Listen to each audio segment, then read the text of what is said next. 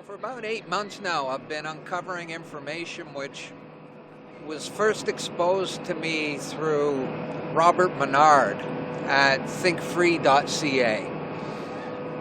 That's what piqued my interest. I watched his movies. You can watch them online. Bursting Bubbles of Government Deception is one. I forget them all. Anyways, he puts out good information, but I had some questions about some of it, and I encountered some other people who were researching this issue, and I spend about 5 hours every Thursday night with this group of individuals, and we're all researching this information and compiling our knowledge together and sharing what we discover, and we've realized that this information has to get out and that we have to share it with people. And it's difficult to digest and process because it conflicts with everything that we've been taught and everything that we've learned through our lives so far.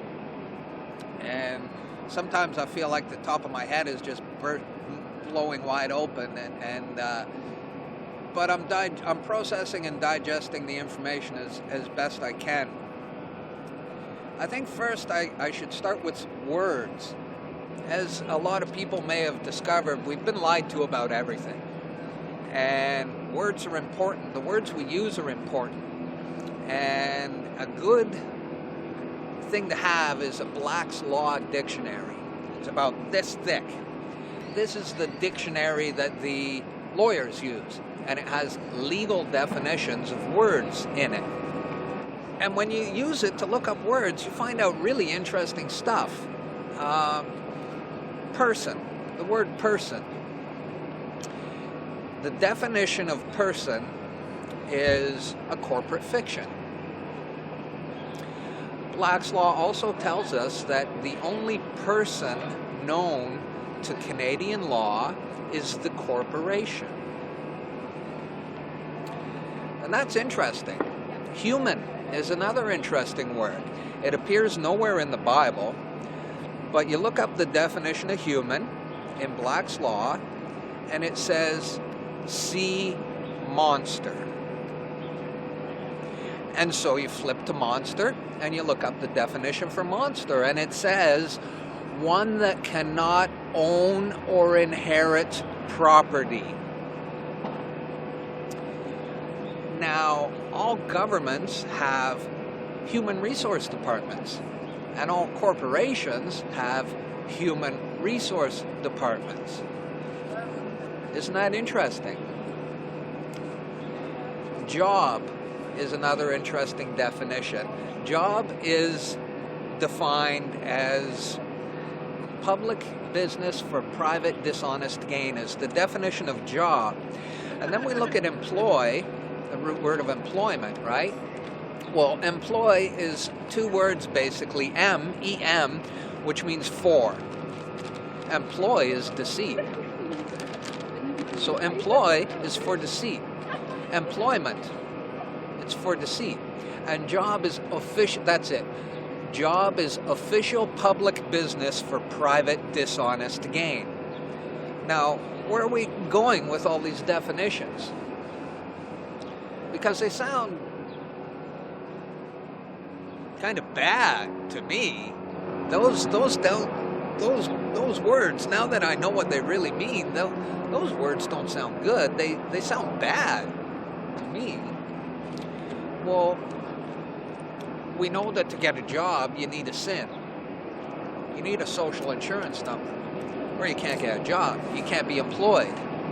Well, now that I know what a job means, and now that I know what employ means, I don't really know if I want either of those things. But I've been spending some time on this journey acquiring documents, legal documents, from the Registrar General. Registrar General, doesn't that sound like military? That doesn't sound too good to me.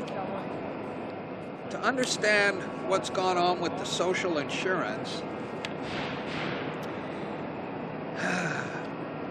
Woodrow Wilson, as you may know, for any of you who have done any research into the Federal Reserve, the central bankers, and the fiat currency system that we've been enslaved into, you'll know that Woodrow Wilson is the president who signed into law the Federal Reserve Act.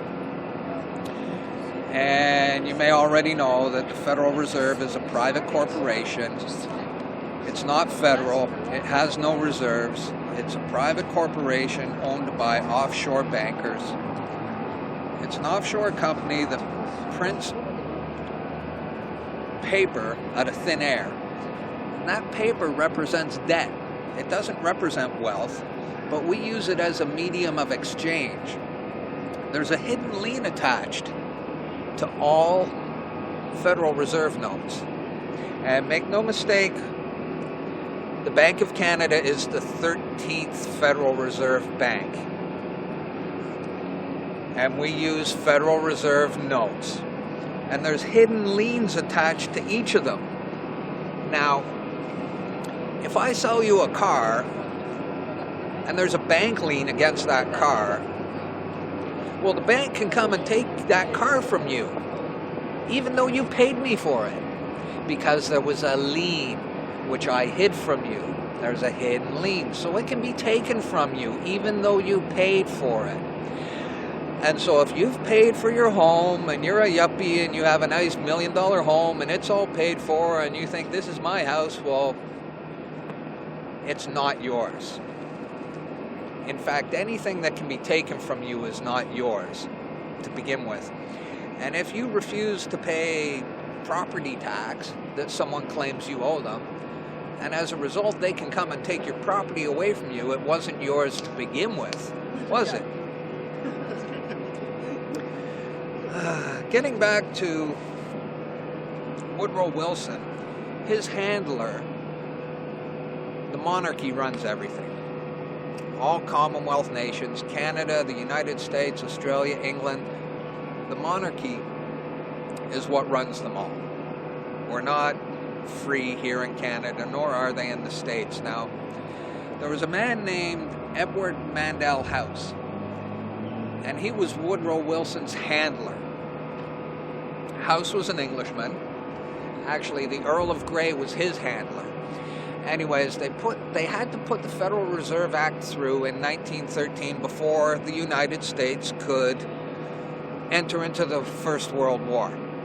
The bankers wanted to fund America, incur debt and interest,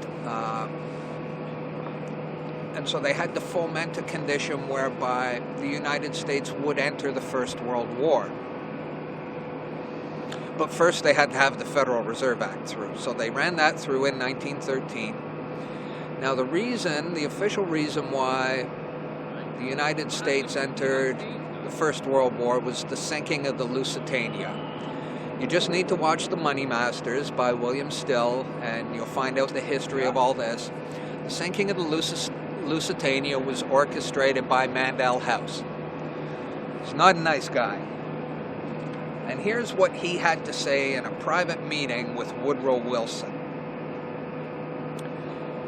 Very soon, every American will be required to register their biological property. Let's back up for a moment first.